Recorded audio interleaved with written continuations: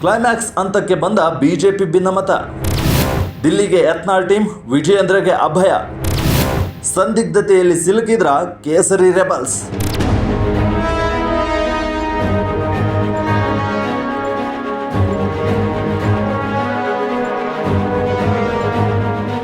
ಕರ್ನಾಟಕ ಬಿಜೆಪಿಯಲ್ಲಿ ತಾರಕಕ್ಕೇರಿರುವ ಭಿನ್ನಮತ ಕ್ಲೈಮ್ಯಾಕ್ಸ್ ಹಂತಕ್ಕೆ ಬಂದು ನಿಂತಿದೆ. ಬಿಜೆಪಿ ರಾಜ್ಯಾಧ್ಯಕ್ಷ BY ವಿಜೇಂದ್ರ ವಿರುದ್ಧ ಸೆಡ್ಡು ಹೊಡೆದಿರೋ ಬಸನಗೌಡ ಪಾಟೀಲ್ ಯತ್ನಾಳ್ ಟೀಮ್ ಕೊನೆ ಹಂತದ ಹೋರಾಟವನ್ನ ನಡೆಸುತ್ತಿದೆ. ಬಿಜೆಪಿ ರಾಜ್ಯಾಧ್ಯಕ್ಷರ ಆಯ್ಕೆ ಪ್ರಕ್ರಿಯೆ ಫೆಬ್ರವರಿ 10ರಂದು ಮುಗಿಯುವ ನಿರೀಕ್ಷೆ ಇದ್ದು, ಅದರೊಳಗೆ ವಿಜೇಂದ್ರ ಬದಲಾವಣೆಗೆ ಏನು ಬೇಕೋ ಎಲ್ಲವನ್ನೂ ಮಾಡಲು ಯತ್ನಾಳ್ ಟೀಮ್ ಮುಂದಾಗಿದೆ. ಈ ಹಿನ್ನೆಲೆ ವಿಜೇಂದ್ರ ವಿರುದ್ಧದ ಫೈಟ್ ಅನ್ನ ದಿಲ್ಲಿಗೆ ಶಿಫ್ಟ್ ಮಾಡ್ತಿದ್ದು, ಹೈಕಮಾಂಡ್ ಮುಂದೆ ತಮ್ಮ ಬೇಡಿಕೆಗಳನ್ನು ಇಡಲು ಪ್ರಯತ್ನಿಸುತ್ತಿದ್ದಾರೆ. ಆದರೆ ತಾವೇ ನೇಮಿಸಿದ ವಿಜೇಂದ್ರ ಬದಲಾವಣೆಗೆ ಹೈಕಮಾಂಡ್ ಒಲವು ತೋರಿಲ್ಲ ಎನ್ನಲಾಗಿದೆ. ಇದು ಯತ್ನಾಳ್ ಬಣವನ್ನ ಸಂದಿಗ್ಧ ಪರಿಸ್ಥಿತಿಗೆ ಸಿಲುಕಿಸಿದೆ.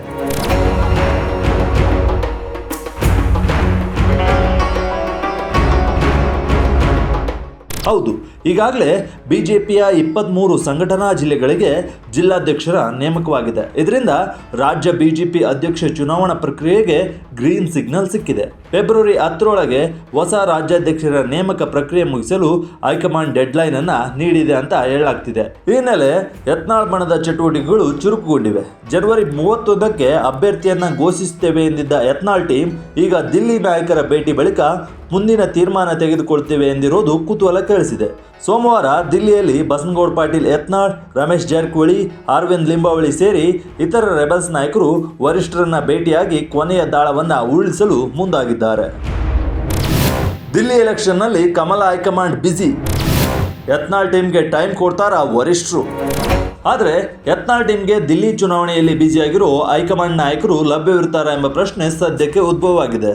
ವಿಜಯೇಂದ್ರಗೆ ಸವಾಲೊಡ್ಡಿದ ಯತ್ನಾಳ್ ತಾವೇ ಚುನಾವಣೆಗೆ ಸ್ಪರ್ಧಿಸುವುದಾಗಿ ಹೇಳಿ ಈಗ ಕಾದು ನೋಡುವ ತಂತ್ರಕ್ಕೆ ಮೊರೆ ಹೋಗಿದ್ದಾರೆ. ಇದರಿಂದ ಭಿನ್ನಮತೀಯರು ತಮ್ಮಲ್ಲೇ ಒಬ್ಬರನ್ನ ಅರಕೆಯ ಕುರಿ ಮಾಡಲು ಪ್ರಯತ್ನಿಸುತ್ತಿದ್ದಾರೆ ಎಂಬ ಮಾತುಗಳು ಕೇಳಿಬರ್ತಿವೆ. ಅದಲ್ಲದೆ ವರಿಷ್ಠರ ಮುಂದೆ ತಮ್ಮ ಆಟ ನಡೆಯುವುದಿಲ್ಲ ಎಂಬುದು ಈಗಾಗಲೇ ಭಿನ್ನರ ತಂಡಕ್ಕೆ ಗೊತ್ತಾದಂತೆ ಕಾಣ್ತಿದೆ. ವೈಯಕ್ತಿಕ ಪ್ರತಿಷ್ಠೆಗಾಗಿ ಗೊಂದಲ ಸೃಷ್ಟಿಸಿದರೆ ಪ್ರಯೋಜನ ಇಲ್ಲವೆಂದು ಒತ್ತಡದ ಮತ್ತೊಂದು ತಂತ್ರ ಹೂಡಿದ್ದಾರೆ ಎನ್ನಲಾಗಿದೆ. ವಿಜೇಂದ್ರ ಮರು ಆಯ್ಕೆಗೆ ವರಿಷ್ಠರ ಒಲವು. ಕೋರ್ ಕಮಿಟಿ ರಾಜ್ಯ ಸಮಿತಿಯಲ್ಲಿ ಸ್ಥಾನಕ್ಕೆ ಒತ್ತಡ. ಇನ್ನು ಬೂತ್ ಸೇರಿ ರಾಜ್ಯಾಧ್ಯಕ್ಷ ಹಾಗೂ ರಾಷ್ಟ್ರೀಯ ಅಧ್ಯಕ್ಷ ಸ್ಥಾನದವರೆಗೂ ಸಂಪರ್ಕ ಸಹಮತದ ಮೂಲಕ ಆಯ್ಕೆಗೆ ಬಿಜೆಪಿ ವರಿಷ್ಠರು ಒಲವನ್ನು ವ್ಯಕ್ತಪಡಿಸಿದ್ದಾರೆ. ಇದರಿಂದ ಕರ್ನಾಟಕದ ಬಗ್ಗೆ ಭಿನ್ನ ಧೋರಣೆ ನೀತಿ ಅನುಸರಿಸುವುದು ಸಾಧ್ಯವಿಲ್ಲ. ಈ ಹಿನ್ನೆಲೆ ರಾಜ್ಯಾಧ್ಯಕ್ಷ ಸ್ಥಾನಕ್ಕೆ ಚುನಾವಣೆ ನಡೆಯೋದು ಡೌಟ್ ಅಂತ ಹೇಳಲಾಗ್ತಿದೆ. ಹೈಕಮಾಂಡ್ನ ಒಲವು, ರಾಜ್ಯದ ಬಹುತೇಕ ನಾಯಕರ ನಿಲುವು ಈ ವಿಷಯದಲ್ಲಿ ನಿಚ್ಚಳವಾಗಿದೆ. ಈ ಹಿನ್ನೆಲೆ ಬಿಜೆಪಿ ರಾಜ್ಯಾಧ್ಯಕ್ಷರಾಗಿ BY ವಿಜೇಂದ್ರ ಪುನರಾಯ್ಕೆ ಸಂಭವ ಜಾಸ್ತಿ ಇದೆ ಅಂತ ಹೇಳಲಾಗ್ತಿದೆ. ಇದು ಭಿನ್ನಮತೀಯರನ್ನ ಸಂದಿಗ್ಧಕ್ಕೆ ಸಿಲುಕಿಸಿದೆ. ಈ ಹಿನ್ನೆಲೆ ಪಕ್ಷದ ರಾಜ್ಯ ಪದಾಧಿಕಾರಿಗಳು ಮತ್ತು ಕೋರ್ ಕಮಿಟಿಯಲ್ಲಿ ಪ್ರಾತಿನಿಧ್ಯ ಪಡೆಯಲು ಒತ್ತಡ ತಂತ್ರವನ್ನ ಯತ್ನಾಳ್ ಟೀಮ್ ಆಗ್ತಿದೆ ಅಂತ ಹೇಳಲಾಗ್ತಿದೆ. ವರಿಷ್ಠರ ಭೇಟಿಗೆ ಕಾಲಾವಕಾಶ ಕೊಟ್ಟರೆ ಇದೇ ಬೇಡಿಕೆ ಮಂಡಿಸುವ ಸಾಧ್ಯತೆಗಳಿವೆ ಅಂತ ಹೇಳಲಾಗಿದೆ. ಎಲ್ಲ ಸಮುದಾಯಗಳ ಬೆಂಬಲ ಪಡೆಯಲು ಪ್ಲಾನ್. ಸೆಟ್ಟರ್ ಬೊಮ್ಮಾಯಿ ತಟಸ್ಥ, ರೆಬಲ್ಸ್ಗೆ ಹಿನ್ನಡೆ.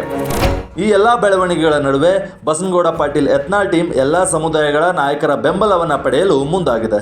ಪಂಚಮಸಾಲಿ ಲಿಂಗಾಯತ ಸಮುದಾಯದ ಯತ್ನಾಳ್ ನೇತೃತ್ವದಲ್ಲಿ ರಚನೆಯಾಗಿರುವ ರೆಬಲ್ಸ್ ಟೀಮ್ನಲ್ಲಿ ST ಸಮುದಾಯದ ರಮೇಶ್ ಜಾರಕಿಹೊಳಿ, SC ಸಮುದಾಯದ ಅರವಿಂದ್ ಲಿಂಬಾವಳಿ, ಈಡಿಗ ಸಮುದಾಯದ ಕುಮಾರ್ ಬಂಗಾರಪ್ಪ ಇದ್ದಾರೆ. ಕೆಲ ದಿನಗಳ ಹಿಂದಷ್ಟೇ ವಿಜೇಂದ್ರ ವಿರುದ್ಧ ಸಿಡಿದೆದ್ದಿರುವ ಚಿಕ್ಕಬಳ್ಳಾಪುರ ಸಂಸದ K ಸುಧಾಕರ್ ಅವರಿಂದ ಒಕ್ಕಲಿಗ ಸಮುದಾಯದ ಬೆಂಬಲ ಕೂಡ ಭಿನ್ನರ ಬಣಕ್ಕೆ ಬಂದಂತಾಗಿದೆ. ಇದನ್ನೇ ಇಟ್ಕೊಂಡು ತಮ್ಮ ಬಣದ ನಾಯಕರಿಗೆ ಪಕ್ಷದಲ್ಲಿ ಆಯಕಟ್ಟಿನ ಹುದ್ದೆ ನೀಡುವಂತೆ ಯತ್ನಾಳ್ ಬೇಡಿಕೆ ಇಡುವ ಸಾಧ್ಯತೆ ಇದೆ.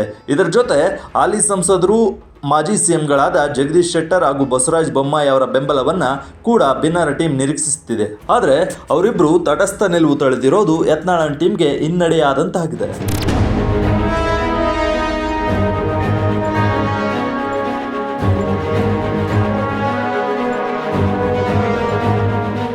ಒಟ್ನಲ್ಲಿ ಕರ್ನಾಟಕ ಬಿಜೆಪಿಯಲ್ಲಿ ದಿನಕ್ಕೊಂದು ವಿದ್ಯಮಾನಗಳು ನಡೆಯುತ್ತಿದ್ದು, ವಿಜೇಂದ್ರ ವಿರುದ್ಧ ರೆಬಲ್ಸ್ ನಾಯಕರು ತೊಡೆತಟ್ಟಿ ನಿಂತಿದ್ದಾರೆ. ಇದೆಲ್ಲದಕ್ಕೂ ಕೆಲವೇ ದಿನಗಳಲ್ಲಿ ಬ್ರೇಕ್ ಬೀಳಲಿದೆ ಎಂಬ ನಿರೀಕ್ಷೆಯಲ್ಲಿ ಬಿಜೆಪಿ ಕಾರ್ಯಕರ್ತರಿದ್ದು, ಹೈಕಮಾಂಡ್ ಯತ್ನಾಳ್ ಟೀಮ್ಗೆ ಮಣೆ ಹಾಕುತ್ತೋ ಅಥವಾ ವಿಜೇಂದ್ರ ಅವರನ್ನ ರಾಜ್ಯಾಧ್ಯಕ್ಷ ಸ್ಥಾನದಲ್ಲಿ ಮುಂದುವರಿಸುತ್ತೋ ಎಂಬುದು ಸದ್ಯದ ಪ್ರಶ್ನೆ.